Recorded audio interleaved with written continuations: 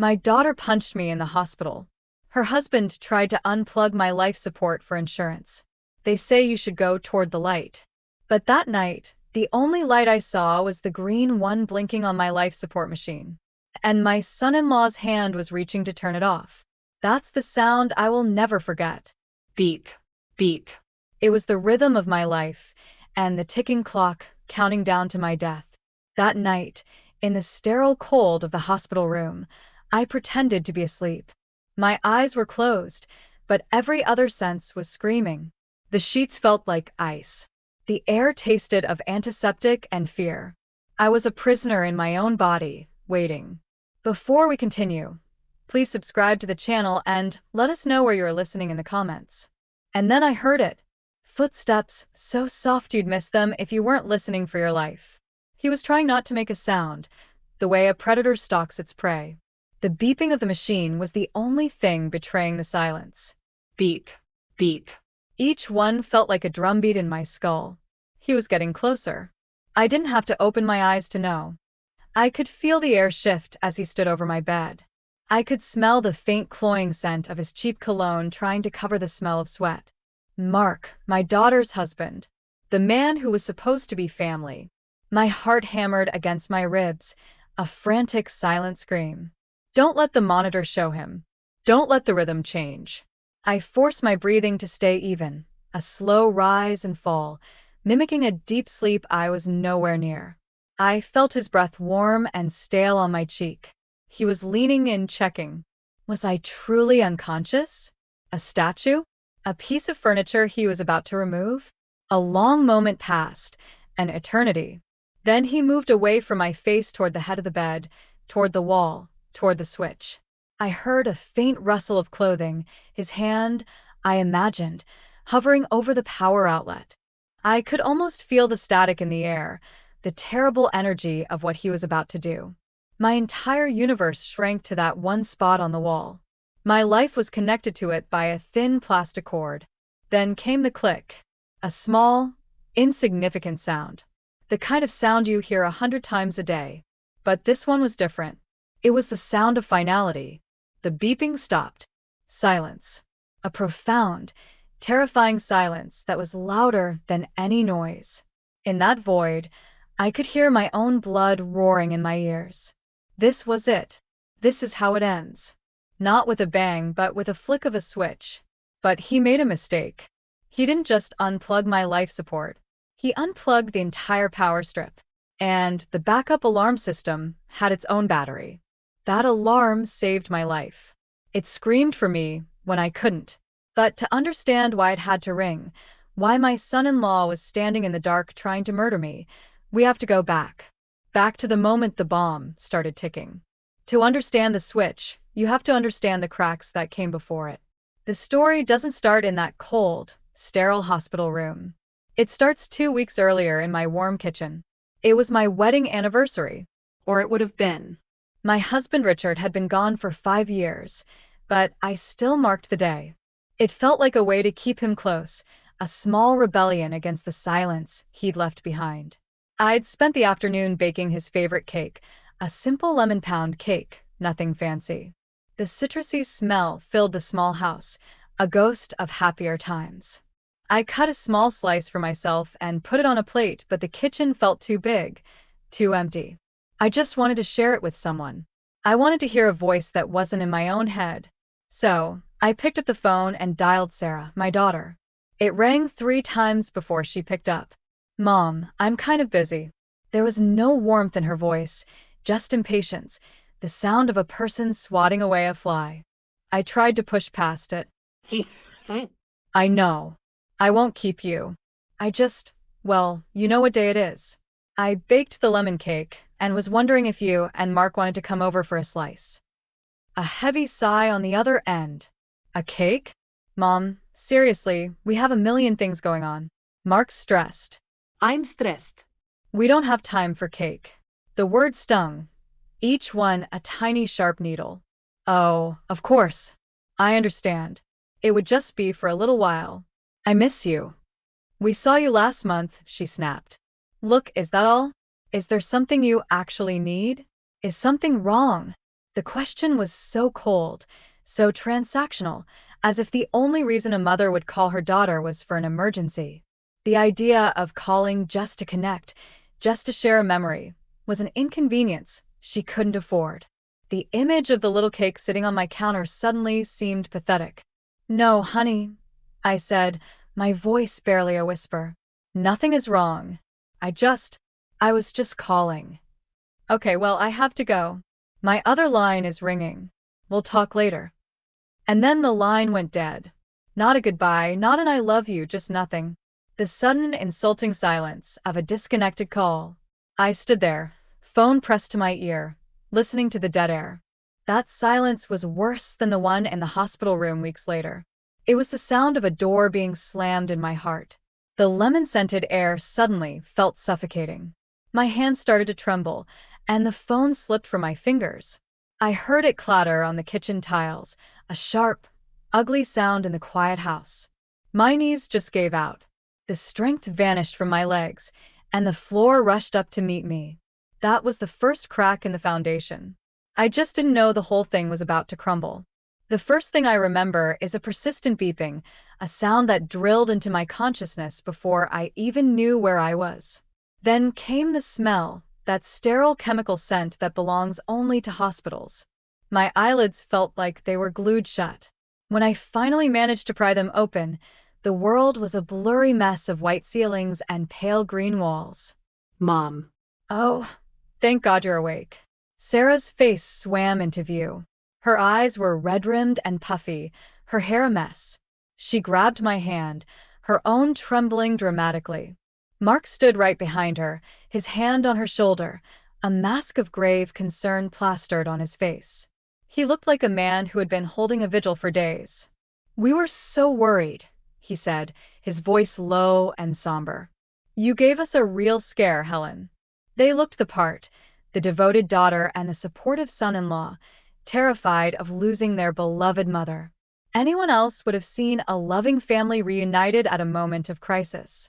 But I saw something else. I'm her mother. I carried her for 9 months. I know every line on her face, every flicker in her eye. And what I saw wasn't genuine fear. It was a performance. Her grip on my hand felt less like a comfort and more like a prop. The tears in her eyes didn't reach the back of them. They were crocodile tears sitting on the surface for show. And Mark was overdoing it. His brow was too furrowed, his sigh too deep. They were laying it on thick. A doctor came in, a kind-faced woman, who explained I'd had a minor stroke. A warning shot, she called it. They'd run some tests and keep me for observation.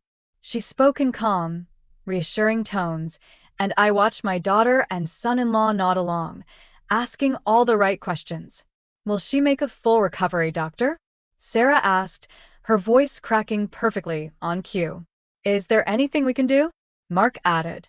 It was a masterful performance. They deserved an award. After the doctor left, they fussed over me, fluffing my pillows, offering me a sip of water through a straw.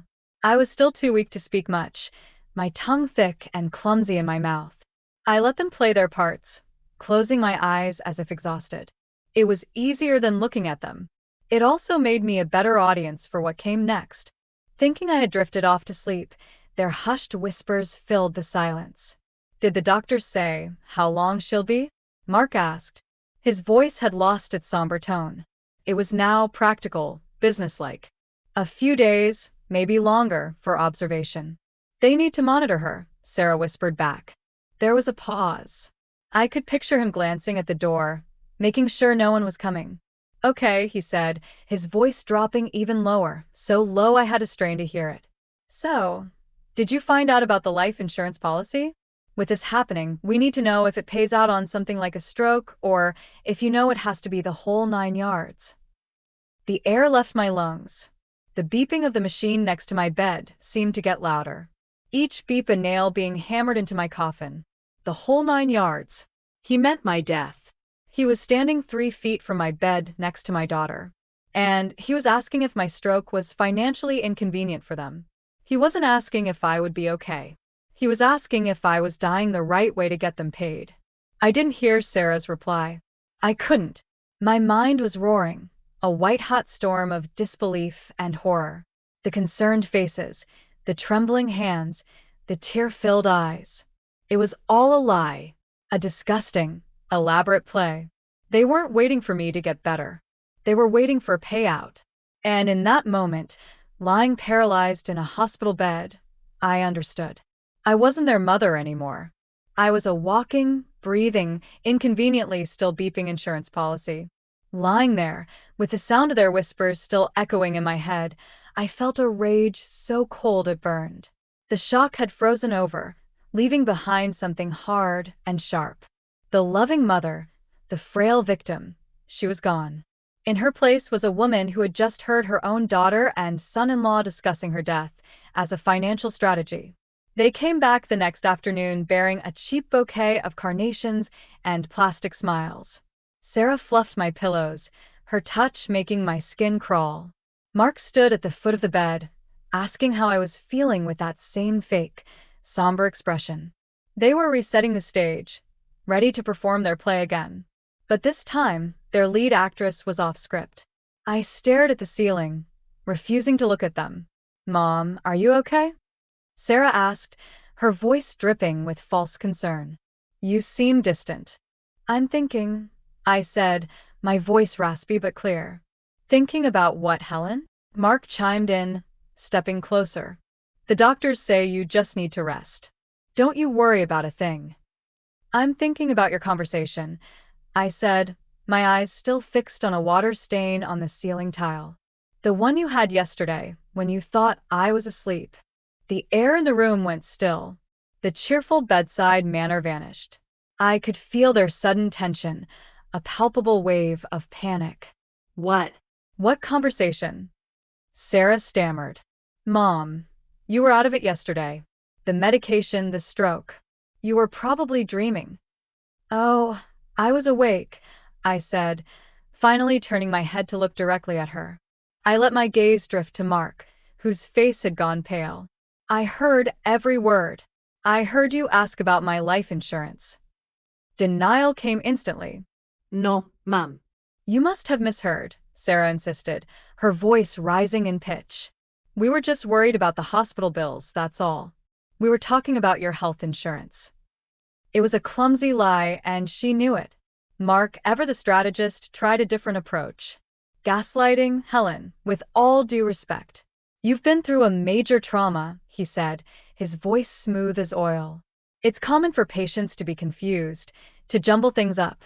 Your mind is playing tricks on you." I almost laughed. It was so textbook, so pathetic. They thought I was a doddering old fool. "My mind is perfectly clear, Mark," I said, my voice dropping to an icy calm. "And my hearing is fine." You used a specific phrase. You asked Sarah if the policy would pay out for a stroke or if it had to be the whole 9 yards. I let the words hang in the air. That disgusting casual idiom, the phrase that proved I hadn't been dreaming. Mark's composure shattered. He had no answer. He just stared at me, his mouth slightly agape, caught red-handed. Sarah, however, fell apart completely. Her face, a mask of fake sympathy moments before, twisted into something ugly, a snarl of pure fury and desperation. She wasn't a concerned daughter anymore. She was a cornered animal. "So, what if we did?" she spat, her voice low and venomous. "Do you have any idea how hard things are for us? The debts, the pressure. You sit here in your paid-off house with your savings and your pensions judging us. You have no idea what it's like." "So, your solution is to wait for me to die?" I asked, my own voice trembling with a grief that was deeper than anger. "To cash me in like a winning lottery ticket? You don't get it. You never get it," she screamed, stepping right up to the bed, her face inches from mine. And then she swung. Her hand cracked across my cheek, a sharp explosive impact that snapped my head to the side. The sound was shockingly loud in the quiet room. My skin stung, a fiery bloom of pain spreading across my face, but the physical sting was nothing. It was a fleeting sensation. What truly hurt, what landed with the force of a physical blow to my soul, was the look in her eyes. There was no love there, no remorse, just cold, hard resentment. In the ringing silence that followed, I understood that slap wasn't just about the argument. It was about years of perceived slights, of jealousy, of a daughter looking at her mother not as family, but as an obstacle. The physical pain faded in seconds. The truth, however, would scar me forever. The bond between a mother and her child, the one I thought was unbreakable, hadn't just been cracked. It had been dead for a long, long time. I was just the last one to know. After the slap, there was a strange, hollow silence. Mark quickly pulled Sarah back, hissing something in her ear. She was still breathing heavily, her eyes wild with a fury that hadn't subsided. The performance was over. The masks were off. I just lay there, the stinging on my cheek a dull throb, my mind a complete blank. It was like my brain had short-circuited. They left without another word. The next day they returned. There were no apologies, no tears, just business. Mark carried a thin briefcase, and from it, he produced a sheath of papers and a pen. "We need you to sign these, Helen," he said, his voice flat and devoid of any emotion. He placed them on the rolling table over my bed. I stared at the top page. The words "durable power of attorney" swam before my eyes. I knew what it was. It would give them control over my finances, my property, my decisions, everything I had worked my entire life for. Handed over with the stroke of a pen. Sarah stood by the window, her arms crossed, refusing to look at me. She hadn't said a word. Her silence was more damning than her scream had been. It was the silence of someone who had already written me off. A part of my brain, the logical part, was screaming, "No, don't do it. This is a trap." But that voice was small and distant. The rest of me was just numb. The fight had gone out of me. The slap had done more than just hurt my face. It had broken something deep inside. A tiny, pathetic part of me wondered if this was the only way. If I just gave them what they wanted. If I signed the papers, maybe the anger would stop. Maybe I could buy back a sliver of peace. Maybe my daughter would look at me again. It was a fool's hope, the logic of a prisoner trying to appease her captors. "It's just a formality," Mark said, nudging the papers closer to help manage your affairs while you recover, so we can pay the hospital bills from your account. "It makes things easier for everyone. Easier for you to drain my accounts," the small voice screamed. I ignored it. I took the pen. My hand was shaking so badly, I could barely hold it. I looked at Sarah one last time, a silent plea. "Please just look at me. Tell me not to do this." She kept her back to me, staring out at the parking lot.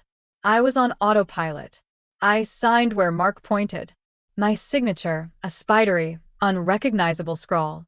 I signed away my home, my savings, my independence. I signed my life away on a sterile hospital tray. When it was done, Mark gathered the papers, clicked his briefcase shut, and they left. The room felt colder than ever. The numbness lasted for an hour. Then the panic hit me like a tidal wave. What have I done? The full weight of my action crashed down on me. I had just handed the wolves the keys to the hen house. My heart hammered against my ribs, and I felt a desperate clawing need to undo it. To talk to someone sane. Someone I could trust. My hand fumbled for the phone on the bedside table. My fingers, still trembling, dialed a number I knew by heart. David. David Miller had been my and Richard's financial advisor for 30 years. He was more than an advisor. He was a friend. He'd helped us plan for retirement, celebrated our successes, and held my hand at Richard's funeral. He was my rock, the one person I knew I could count on for sober, honest advice. He was the voice of reason. He picked up on the second ring. "Helen, I was so sorry to hear what happened. Are you all right?" His voice, so full of warmth and genuine concern, was like a balm on my raw nerves.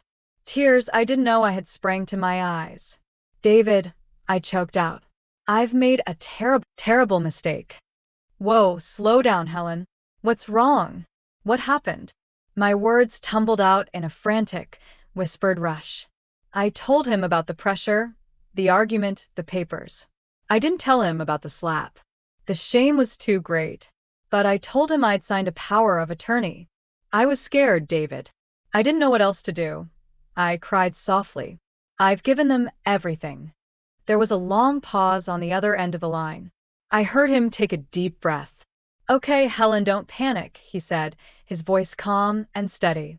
This is not ideal, but it's not the end of the world. We can look into it. The most important thing is that you're safe. I'll make some calls. I'll look into the legalities of reversing this, especially given your medical state. Just sit tight. Let me handle it. Relief washed over me so powerfully it left me weak. Oh, thank you, David. Thank you. Of course, Helen. That's what I'm here for, he said. You just focus on getting better. I hung up the phone and sank back into the pillows, my body limp. I had made a catastrophic error, but it was okay. David would fix it. David, my friend, my trusted advisor. He would protect me. I had just handed the second weapon to the enemy, and I didn't even know it. I was grasping at straws, and I had handed the sharpest one to the man who would use it to cut my throat. After the alarm, after the nurses rushed in and the doctor was called, after Mark was quietly but firmly escorted out of my room under a cloud of suspicion, there was silence. But it was a different kind of silence. It wasn't the empty, lonely silence of before. This one was heavy, charged like the air after a lightning strike. The storm had passed, and I was still here. I lay in my bed, listening to the reinstated steady beep of the monitor. Beep, beep. It was no longer the sound of a countdown. It was the sound of a heartbeat. My heartbeat. A stubborn, defiant rhythm that refused to be silenced. There were no more tears. I felt as if the part of me that was capable of crying had been cauterized, burned away by the events of the last few weeks. The shock of the phone call, the sting of the slap, the cold terror of the unplugged machine. It had all coalesced into something new, something hard and clear and cold. The woman who baked lemon cakes to feel closer to her dead husband was gone. The mother who pleaded for a scrap of affection from her daughter was gone. The frightened victim who signed away her life in a moment of weakness was gone. They had all died in that terrible silent moment when the beeping stopped. They were casualties of a war I hadn't even known I was fighting.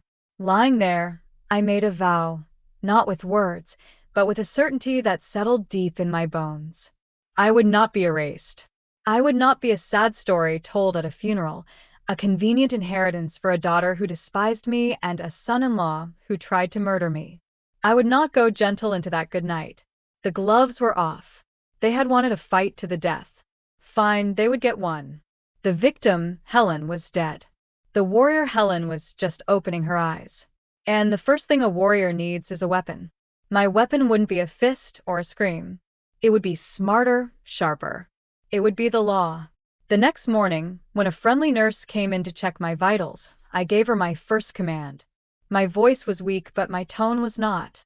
Could you please bring me a tablet with internet access and a pen and paper? She looked surprised but complied, returning a few minutes later with a hospital-issued tablet. My fingers, still clumsy, slowly typed into the search bar. Elder law attorney, estate litigation, Florida. I ignored the big, flashy firms with smiling silver-haired partners on the homepage. I was looking for something else. I scrolled down until I found a smaller firm. The lead partner was a woman. Her name was Jessica Riley. Her photo wasn't smiling. She looked direct, no-nonsense, and intelligent. Her bio said she specialized in cases of elder financial abuse and contested wills. She was a shark, and I needed a shark. I wrote down the number. I waited until the room was empty. Then I picked up the phone. This call was nothing like the desperate weeping plea I'd made to David. This was a business transaction. A receptionist answered. Riley Law Offices. I need to speak with Jessica Riley, I said, my voice steady. My name is Helen Porter. It is a matter of extreme urgency. There was a pause, then some clicking. Miss Riley is in a meeting. Can I take a message? You can tell her, I said, speaking slowly and clearly, that my son-in-law attempted to disconnect my life support last night to access my life insurance policy. You can tell her that my daughter, his wife, is complicit. And you can tell her that 2 days ago they coerced me into signing a durable power of attorney, giving them full control of my assets. Tell her I am a prisoner in this hospital and I wish to hire her to burn their world to the ground. Legally, of course. The silence on the other end was absolute. I imagined the receptionist's pen frozen over her notepad. Please hold, she finally said, her voice a little shaken. Less than 30 seconds later, a new voice came on the line. It was sharp, focused, and radiated confidence. This is Jessica Riley. Mrs. Porter, start from the beginning and don't leave out a single detail. And so I did. I talked and she listened, only interrupting to ask a pointed, clarifying question. For the first time in weeks, I felt a flicker of something I thought I'd lost forever. Power. The game had been set. The pieces were on the board, and I had just made my first move. For the first time in what felt like an eternity, I had a sense of purpose. My daily calls with Jessica Riley were the anchor in my day. Her voice was a shot of pure, unadulterated confidence. We were building a case brick by brick. I recounted every conversation, every threat, every lie. She had already filed an emergency motion to freeze my assets, preventing Sarah and Mark from draining my accounts with the power of attorney I'd so foolishly signed. The fear that had been my constant companion was slowly being replaced by a cold, sharp-edged strategy. I was no longer a victim waiting for the next blow to fall. I was a fighter planning my counterattack. I thought I was ready for anything they could throw at me. I was wrong. The next blow didn't come from them. It came in a crisp white envelope delivered by a hospital administrator. He handed it to me with a look of professional pity, the kind reserved for people who are about to receive very bad news. "This is for you, Mrs. Porter," he said gently. "It's a legal notice." I took it, my heart rate picking up its tempo. I assumed it was their response to Jessica's motion. Their lawyer fighting back. Let them, I thought with a grim sense of satisfaction. Let them try. I tore open the envelope. My eyes scanned the dense legal text. Petition to establish guardianship, hearing to determine incapacity, request for psychiatric competency evaluation. The words were a punch to the gut, but not an unexpected one. Of course, this was their next move. The classic playbook. If you can't get the money legally, declare the person incompetent and take control. It was disgusting, predictable, and I was ready for it.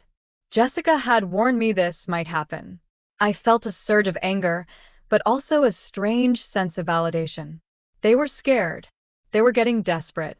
I read on, my eyes searching for the petitioner's name.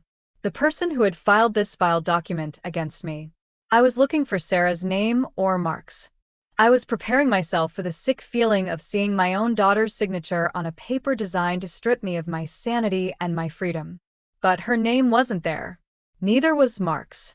Instead, a different name was printed in clear, bold letters at the bottom of the page. A name that made no sense. A name that caused the entire world to tilt on its axis. Petitioner David Miller. I read it again and again. It was like my brain refused to process the letters. David. My friend of 30 years. The man who held my hand at my husband's funeral. The man who had promised to help me, to protect me. The voice of reason I had clung to in my darkest hour.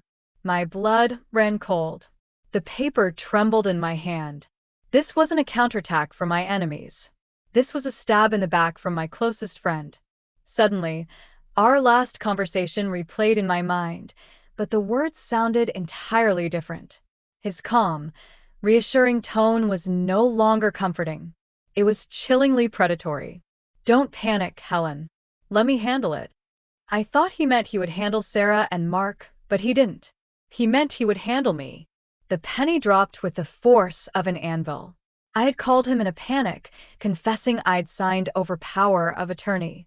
I had told him everything. I didn't just give Sarah and Mark the keys to the kingdom. I had called the one man I trusted and told him exactly where the keys were, that the locks were broken, and that the queen was wounded and alone. And he saw his chance. He wasn't my protector. He was just a different kind of wolf, a smarter, more patient wolf in sheep's clothing. Sarah and Mark were driven by clumsy, desperate greed. David's betrayal was colder, more calculated. He had played the long game, waiting in the wings for 30 years. And my moment of crisis was his golden opportunity. The pain of this betrayal was infinitely worse than the slap. Sarah's violence was born of a bitter, twisted resentment. I could almost comprehend. But this was the ultimate violation. He had taken my trust, the most sacred thing I had left to give, and fashioned it into a weapon to use against me. The warrior I thought I was becoming crumbled.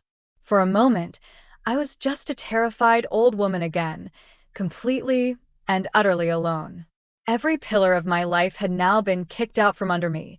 My daughter, my son-in-law, and now my most trusted friend. They were all circling. I wasn't just fighting for my money or my house anymore. I was fighting against a world where I couldn't trust a single soul. The day of the hearing arrived faster than I expected. I wasn't in a courtroom. I was in my hospital room, staring at a laptop screen. On it, a grid of faces stared back at me from a sterile conference room somewhere across town.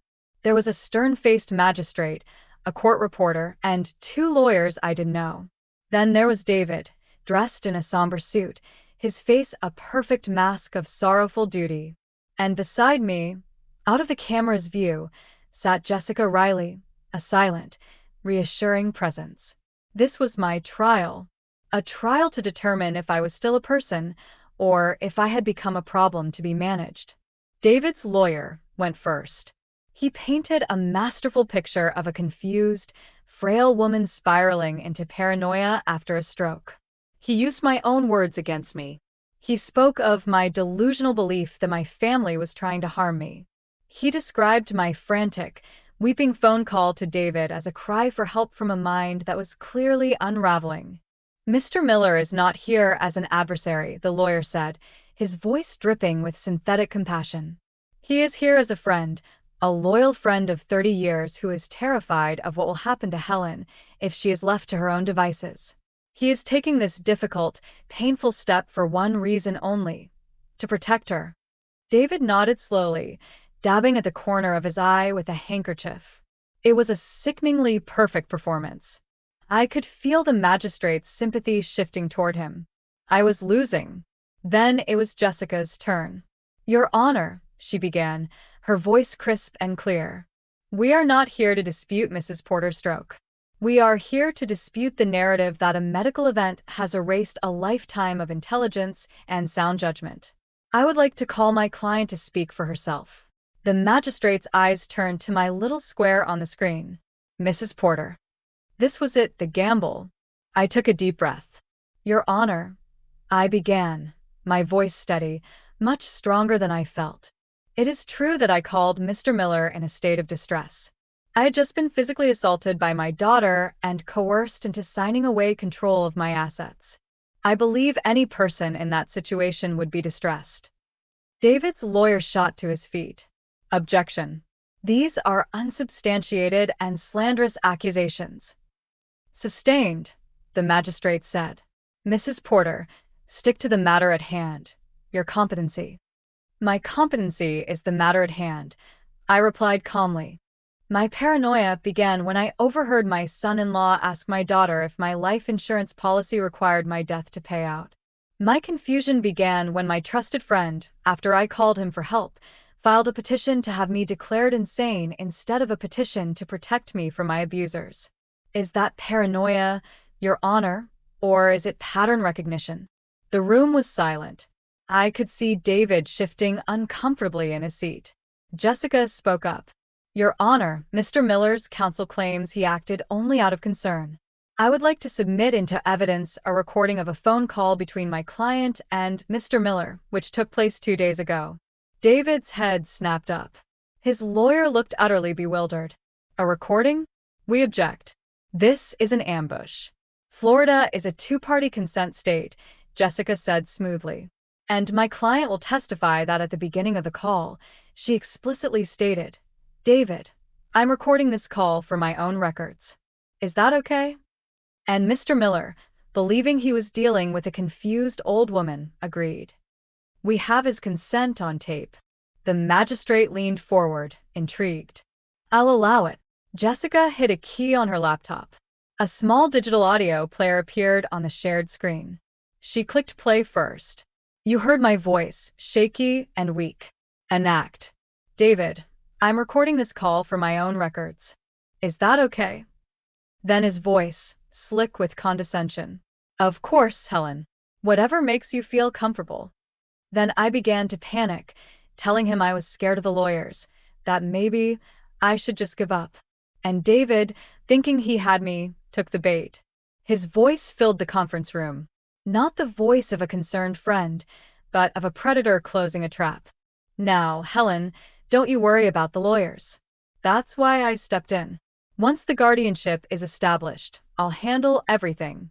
I'll make sure Sarah and Mark get a small allowance, enough to keep them quiet, and the rest of your assets will be managed properly by me for your own good. You understand? You're not in a position to make these decisions anymore.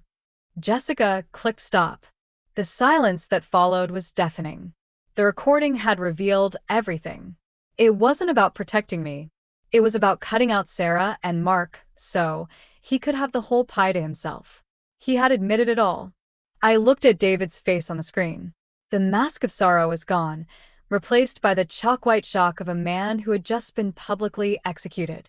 His lawyer was staring at him, mouth agape, betrayed and humiliated. The magistrate cleared his throat. His tone had changed completely. It was no longer sympathetic. It was cold as ice. Mr. Miller, he said, I believe we have heard quite enough. I leaned back in my hospital bed, out of the camera's view. My heart was pounding, but for the first time, it wasn't from fear. It was the thunderous, triumphant beat of victory. The gamble had paid off. The news of David's spectacular failure traveled fast. Jessica informed me that he had withdrawn his petition less than an hour after the hearing. His legal career likely in tatters. The immediate threat of a court-appointed guardian was gone. The silence from Sarah and Mark was absolute for 2 days. I imagined them scrambling, realizing their ace in the hole had just been exposed as a joker. Their trusted ally had tried to cut them out of the deal entirely. They were on their own now, and they were running out of moves. On the 3rd day, they appeared at my door. They didn't bring flowers this time. They brought desperation. They looked terrible. Sarah's face was pale and drawn. The dark circles under her eyes told a story of sleepless nights. Mark's usual confident swagger was gone, replaced by a tense, hunched posture. They looked like gamblers who had just lost their final hand. They were here for one last desperate play, a Hail Mary pass called forgiveness. I had been moved to a different room, a step-down unit with less monitoring. I was sitting in a chair by the window when they came in, my strength returning day by day. Mom, Sarah began, her voice a fragile whisper. She rushed to my side, dropping to her knees and burying her face in my lap. Her shoulders shook with what were supposed to be sobs of remorse. Mom, I am so sorry. I don't know what we were thinking. We were just so scared and desperate. We never meant for any of this to happen. Mark stood behind her, his hands shoved in his pockets. She's right, Helen. We messed up. We messed up badly. The pressure, it makes you do stupid things. We were in over our heads, and we just lost our way. We love you. We never wanted to hurt you. It was quite the performance. A few weeks ago, it might have worked. A few weeks ago, the sight of my daughter crying at my feet would have shattered my heart.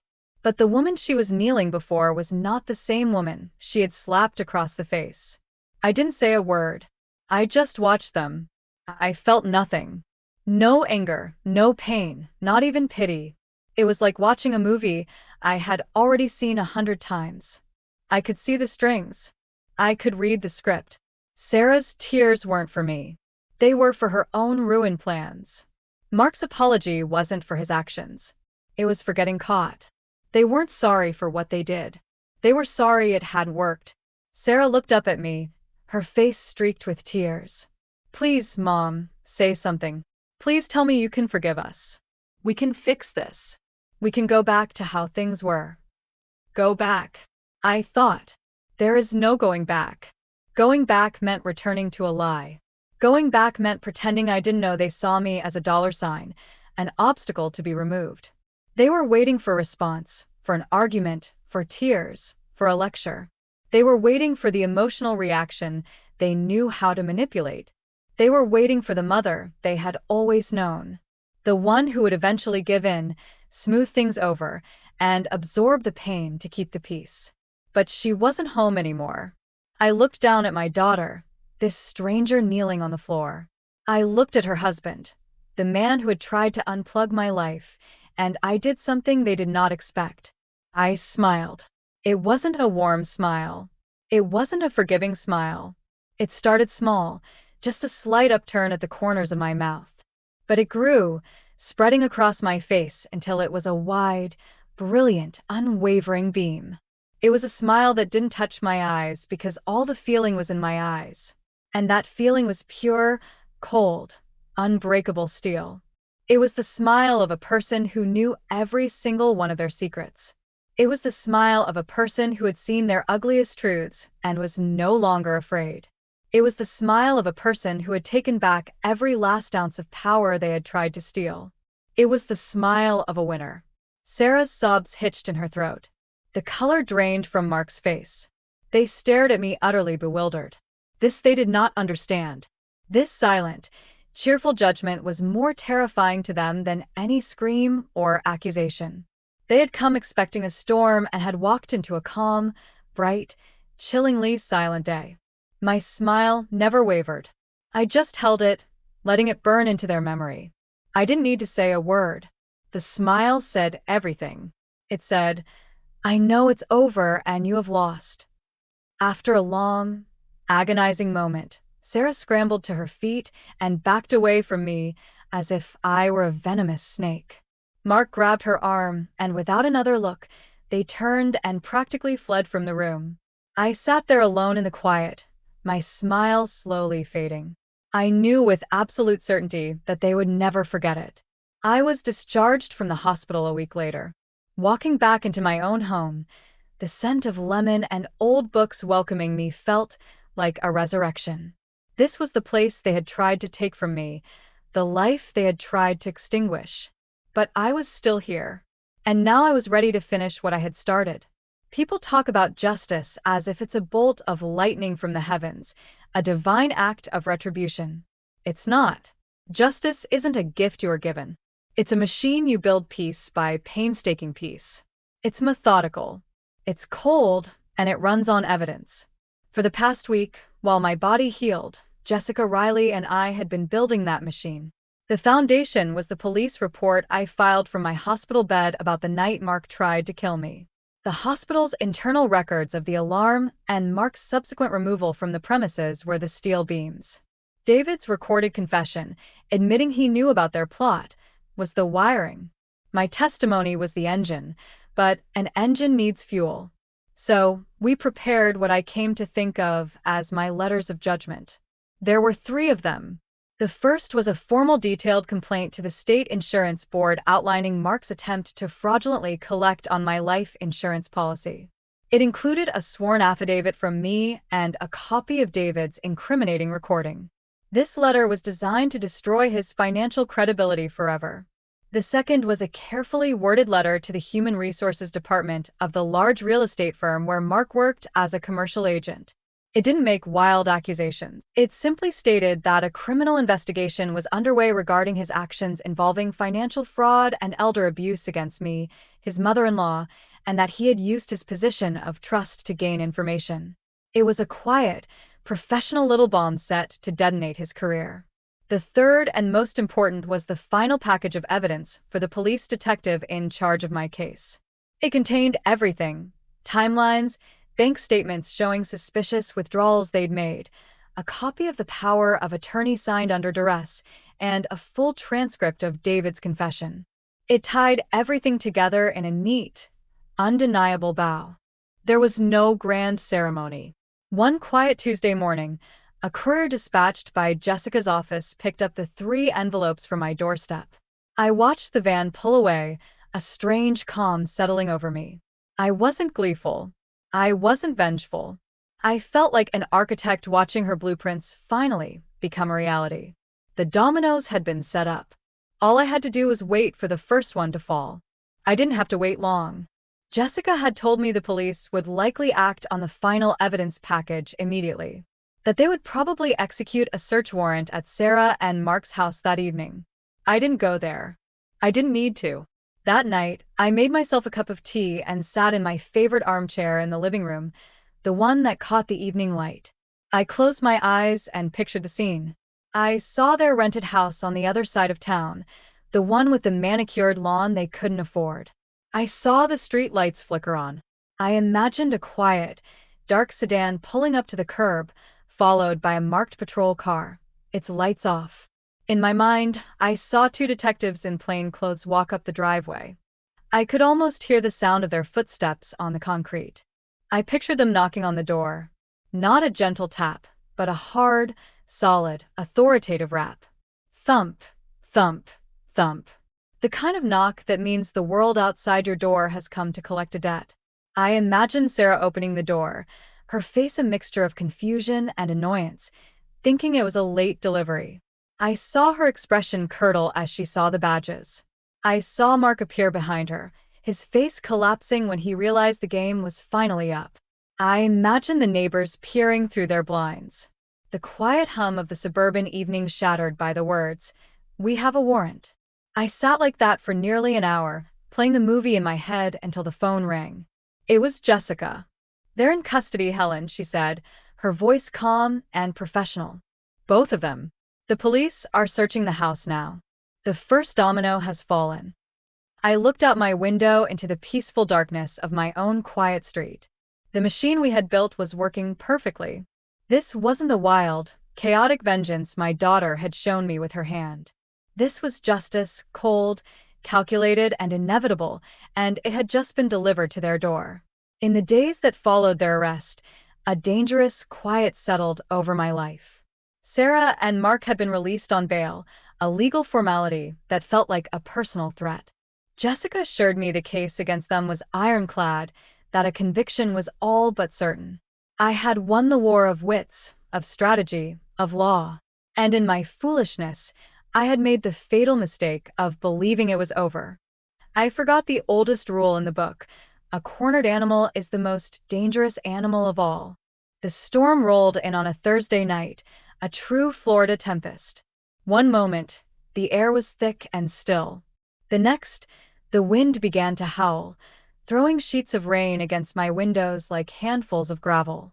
The lights flickered once, twice, then died, plunging the house into a deep, disorienting darkness, punctuated only by brilliant flashes of lightning. I wasn't scared of the storm. I lit a few candles, their small flames dancing and casting long, wavering shadows on the walls.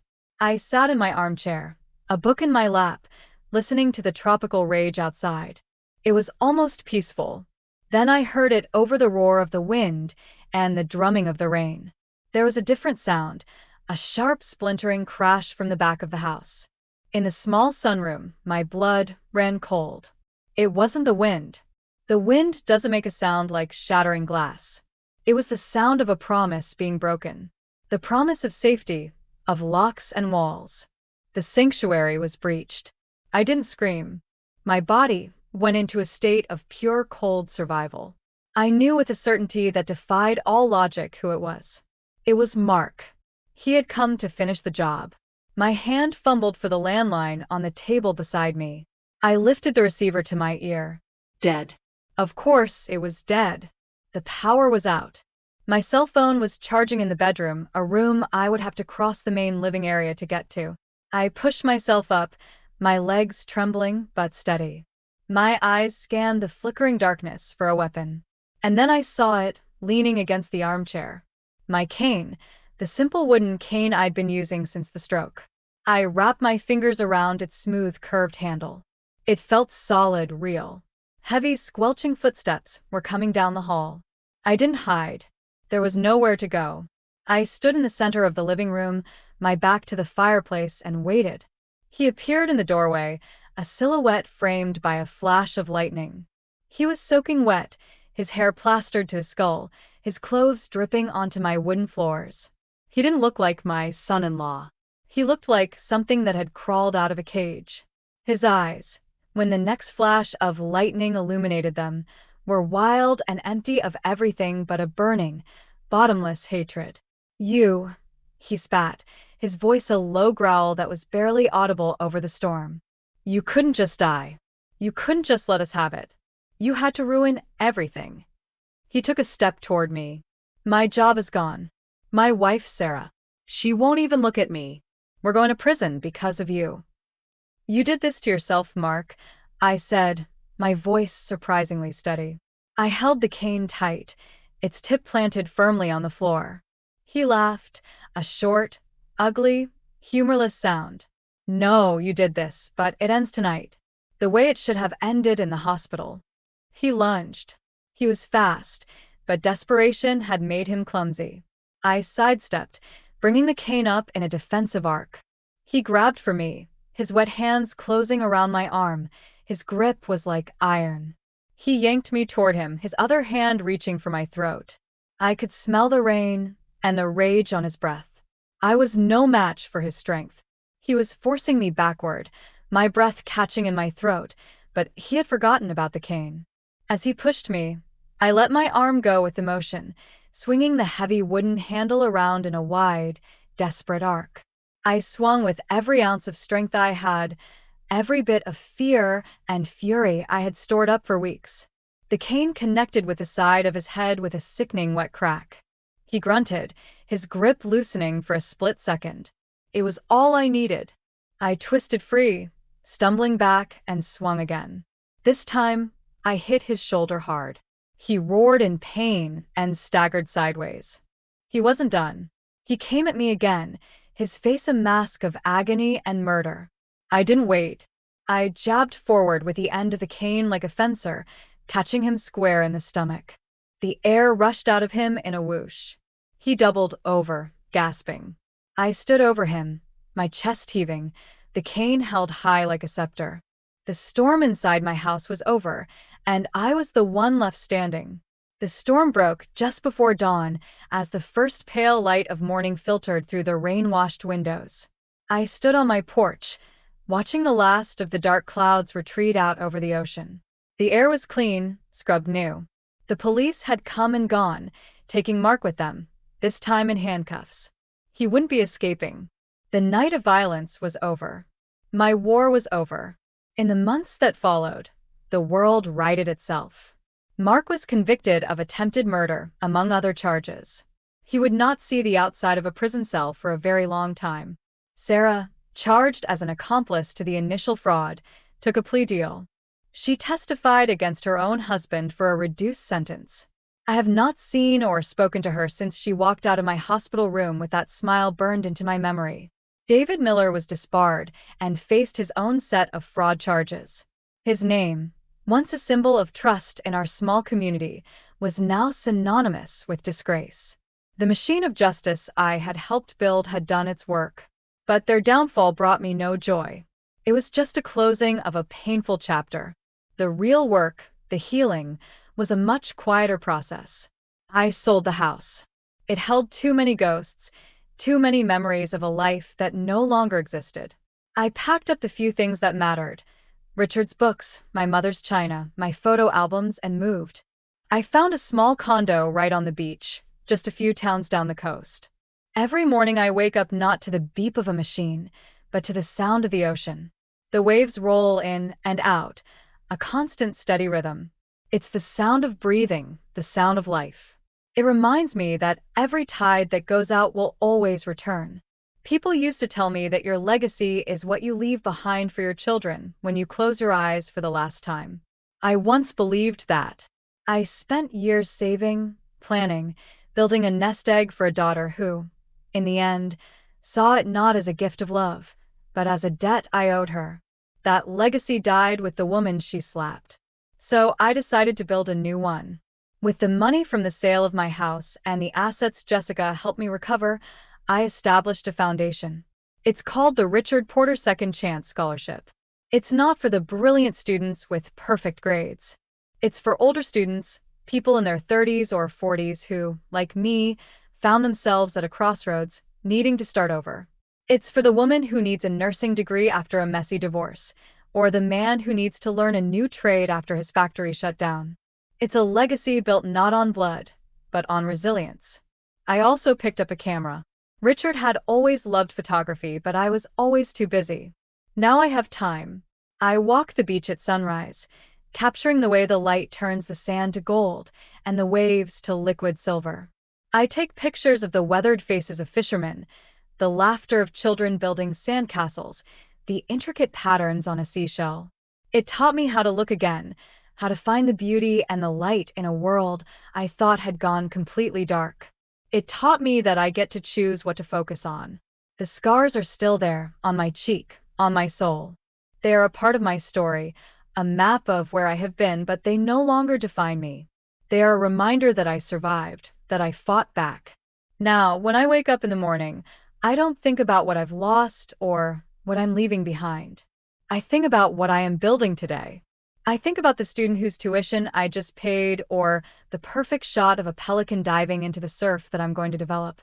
That is the real inheritance. Not the assets you pass down, but the light you create. Not the legacy of a sunset, but the legacy of a dawn. If you enjoyed this story, please like the video, subscribe to the channel, and comment one below. If not, feel free to comment. Thank you for watching.